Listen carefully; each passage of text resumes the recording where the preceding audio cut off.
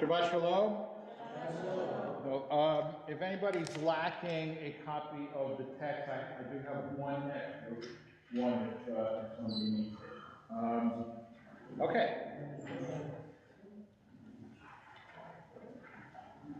So, I want to look at some rabbinic texts dealing with the first mitzvah that we actually read in this week's parasha, because it's the way the third triennial begins. Do not oppress the hired laborer who is poor and needy, whether he is one of your people or one of the immigrants in your land within your gates.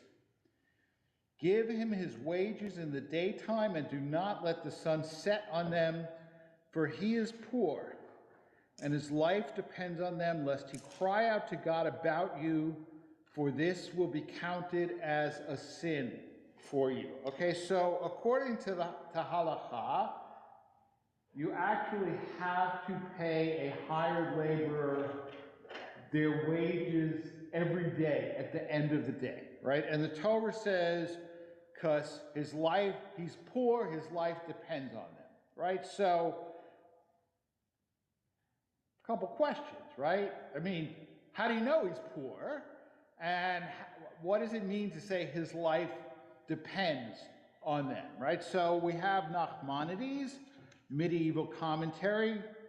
Nachmanides says, for he is poor like the majority of hired laborers, right? I mean, most day laborers are poor. I mean, that's the working assumption. He depends on the wages to buy food by which to live, and if he does not collect the wages right away as he is leaving work, he will go home, and his wages will remain with you until the morning, and he will die of hunger that night. Okay, so that's the assumption, that the person is so poor, he's got no food in his house. Right? You pay him, he goes, buys food, eats it.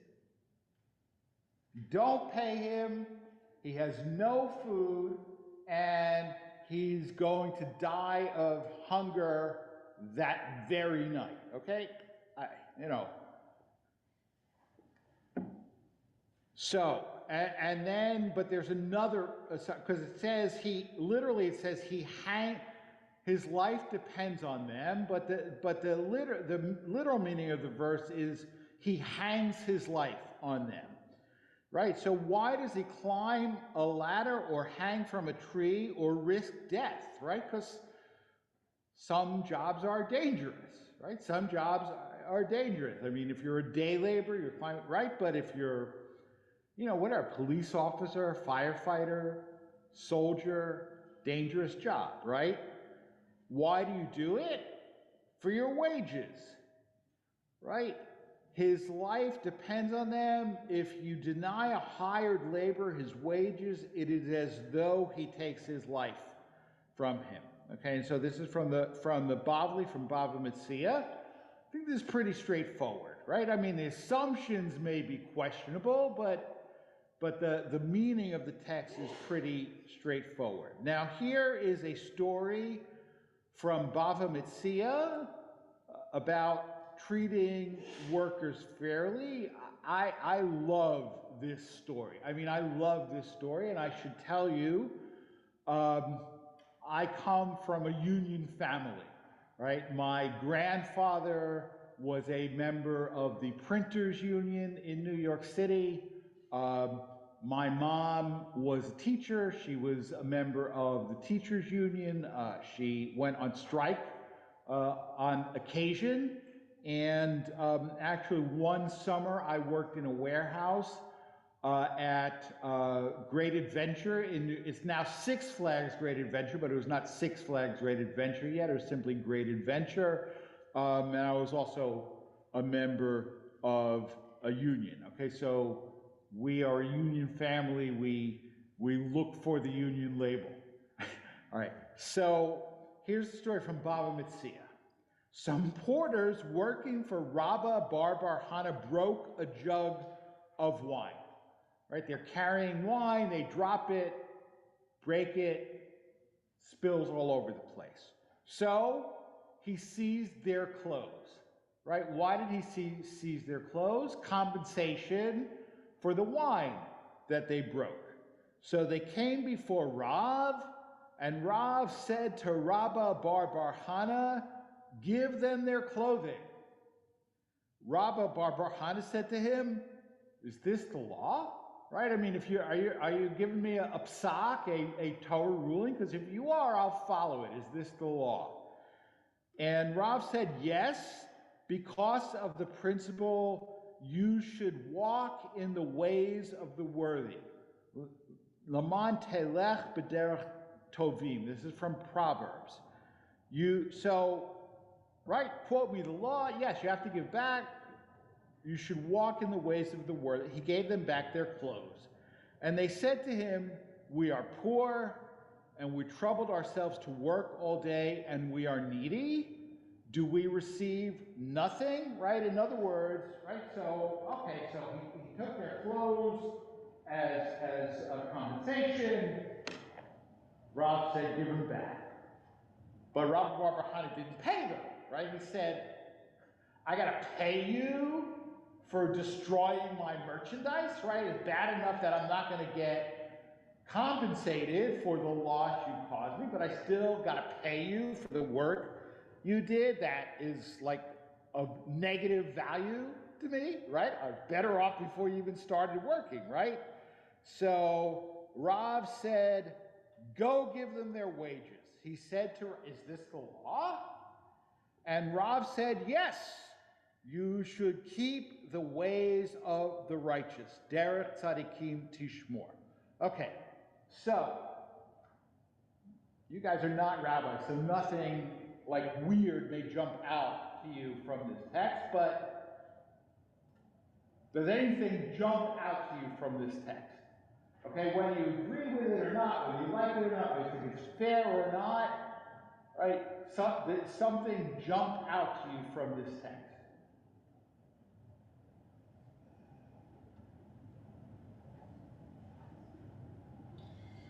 Right, Rav is telling Rabba Bar Hana that this is halacha. He's not just giving him like ethical advice. He is giving him a halachic ruling. Okay, on what basis? Okay, Jacob, since when do we paskin halacha from Mishnah? Right? We don't. Right? Jacob is the only one who really understood that question, right? Right? He's dictating morals rather than laws. Right, well, but he's claiming it's law. Yeah, Charlie. He's pointing out he says this is the law. He's citing broader, saying he's not citing from Torah. Right, exactly. He's not citing the Torah, right? We derive enforceable law from the Torah, not from the book of Proverbs, okay, which is simply like ethical advice. But Rav said, no, this is the law, okay? And he gives him a halachic ruling based on an exhortation in the book of Proverbs. Yeah. Well, does it say in the Torah, you probably read it today, but does it say something about treating workers fairly? Sure. Okay, so then that then has to be defined, so that he's giving him a definition of what that means. Right, exactly. It says treat workers fairly. Now we need a definition. Right? So this is Rav's definition. So you could say that it is rooted in the Torah in a way, right? That is to say the commandment to treat your workers fairly, right? I mean, the problem that I have with that, okay, and those of you who know me may find it interesting that I have a problem with that, but I do, is that you can't, like, any, like a resolution on public policy from a Jewish group that says, whereas the Torah commands us to act justly. Right? I mean, Yeah, but nobody knows what that means. nobody knows what that means, right? Exactly. So we need text, we need something more to define for us what that means, right? And so thank you for this. This is not a planned segue, but it's a good segue nevertheless. Go to the next text, Mishnah Bava Metzia. One who hires workers and instructs them to begin work early and to stay late in a place in which it is not the custom to begin work early and to stay late, the employer may not force them to do so. Right? There are certain minhag hamakom, the local custom, right? You cannot force workers to go against minhag hamakom, right? If it's not minhag hamakom to go to work early, to stay late, you cannot force them to do so. In a place in which it is the custom to feed the workers, he must do so, right? If it's minhag hamakom that the employer provides lunch, the employer must provide lunch. Okay, it's not as Sheldon says, it's not optional, right? Not optional, right? If it is minhag hamakom to provide lunch, you must provide lunch. And if it is minhag hamakom to distribute sweets, right? It is minhag hamakom that all the workers get a candy bar at the end of the day. You must give them a candy bar at the end of the day.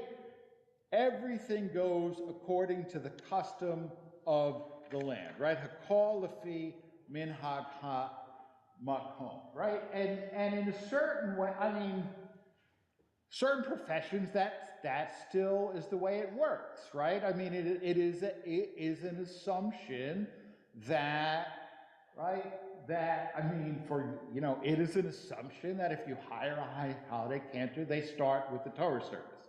That is like an assumption. Now, you could negotiate an exception, but you have to negotiate it. If it's not explicitly stated, then that, minhag hamakom, right? And that is why, for example, the United Synagogue and the Rabbinical Assembly have a model joint contract, right? Because there are certain sort of norms of hiring a rabbi, and, but they say, well, I didn't know that. Well, so that's why it's in a contract, right? But pretty much, you can negotiate,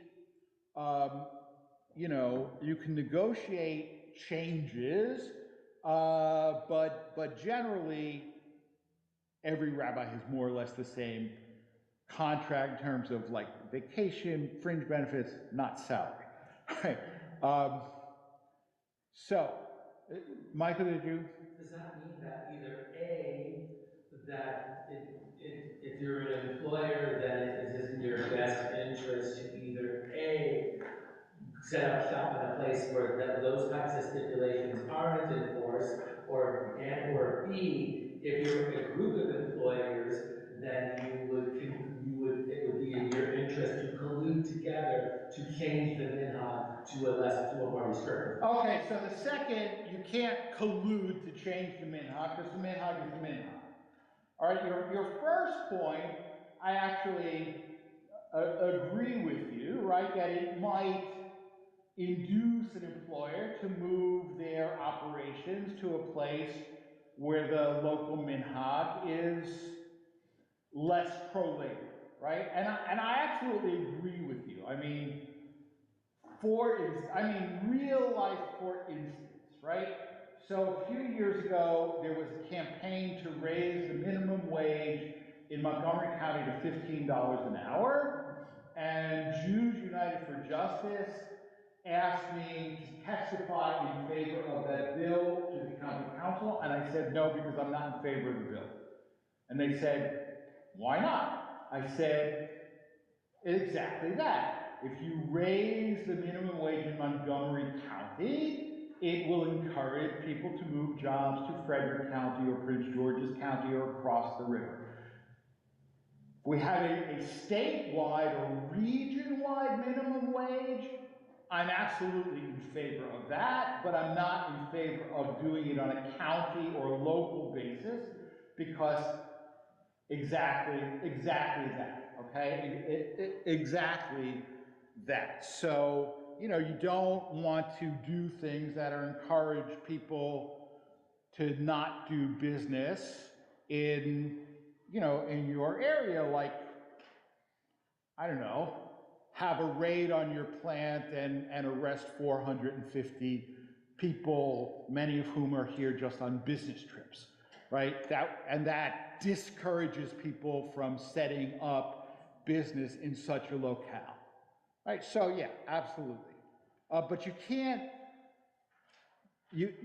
cannot change the minhag hamakom, okay? So a good segue, right? A story about Rabbi Yochanan ben Mattia, who told his son, go hire us workers. His son went and promised them food without specifying what kind or how much, right? He went and he hired laborers and he said, we'll feed you. But he didn't say what or how much. So his father said, my son, even if you gave them a feast like that of King Solomon, you would not have fulfilled your obligation toward them, for they are the children of Abraham, Isaac, and Jacob. Right? They are like entitled to a royal feast, but as they have not yet begun to work, go back and say to them that their employment is conditional on their not demanding more than bread and vegetables. Right? So exactly this, right? So like a vague contract is not good, right? Come work for us and we'll feed you. They should say what we're going to feed you, right? And so, go back and say, right, we'll feed you bread and vegetables.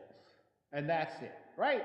But Rabbi Shimon ben Gamliel said, not necessary to make such a stipulation. Everything goes according to the custom of the place, right? In other words, the workers, knowing that minhag hamakom is bread and vegetables, they're not expecting more. They're not expecting more. It's minhag. So Rabbi Yochanan ben Mattia said, no, you need a very specific contract that lays out rights and obligations. Shimon ben Gamliel, no, you don't. Because it's assumed, right? It's assumed, everybody knows it, because it's minhag ha-makom. Okay, now, so these are like Talmudic and medieval texts. Now we come to a couple of modern texts, right? Rabbi Abraham Isaac Kook, Rav Kook, was the first chief rabbi of modern Eretz Israel. He was not the chief rabbi of the state of Israel because he died before the state of Israel came into being, but he was the chief rabbi of British mandatory Palestine. So here's what Rav Kook said. Within the workers' organization, which is formed for the purpose of guarding and protecting the work condition, there is an aspect of righteousness and uprightness and tikkun olam. Right? If you are in favor of tikkun olam, you are pro-union. The workers' organization may sue both the employer and the worker who causes this problem. Right? Now this to me is the fascinating part, right? That the union can sue non-unionized workers, right? The union can sue scabs, right? Because the unorganized labor brings damage and loss of money to workers, for the unorganized worker works under worse conditions. both in regard to wages and in regard to working hours, etc. And this is likely to make working conditions worse in general, right? In other words, Rob, what we know that in American parlance as right to work laws, right? Because you have some states where they have a union shop, right? In order to work at this place, you must join the union. Other states called right to work, you don't have to join the union. And Rav Kook says that the union can sue the non-unionized workers because they're driving down everybody's wages and they're driving down everybody's working conditions, right? In economics, we call this Gresham's law, right? This is Gresham's law, right? That if, right, in other words, look, it assumes a certain fungibility of workers, right? I'm not like, well, I noticed that the heart surgeons have gone on strike, so I'll go do heart surgery cheaper than the heart surgeons do, right? Well, not a good idea for anybody, right? There's a lack, heart surgery is not a profession where there's like a lot of fungibility of laborers, right? But, I don't know, unloading trucks full of cement blocks, certain fungibility, right? So why would I hire the guy who wants $30 an hour and health insurance when some other guy will do it for $12 an hour and no insurance, right? So the union can essentially sue that person, and Mishpatei Uziel, this is Ben Sion Hai Uziel, who was the first Sephardic chief rabbi of the state of Israel, says more or less the same thing. The law allows for the existence of unions in order that the individual worker not be left on his own to the point that he hires himself out for a low wage, right? So the law gives him the legal right to organize and to, it says, all of these things can only be fulfilled through a workers' union. Therefore, the Torah gave the Jewish people the full and legal right to organize these, even though it is possible that such unions will result in a financial loss for the employer, right? In other words, right, Rav Uziel says the Torah gives Jews the right to have a union, knowing full well that that's going to cost the employers money, right? And, when you said, right, it says, okay, treat your workers justly and fairly, but we don't have a definition, and the Torah itself, so when Rav Uziel says the Torah allows, nowhere in the Torah does it say, thou shalt allow thine workers to unionize, right? Nowhere in the Torah does it explicitly say, thou shalt not have right to work laws, right?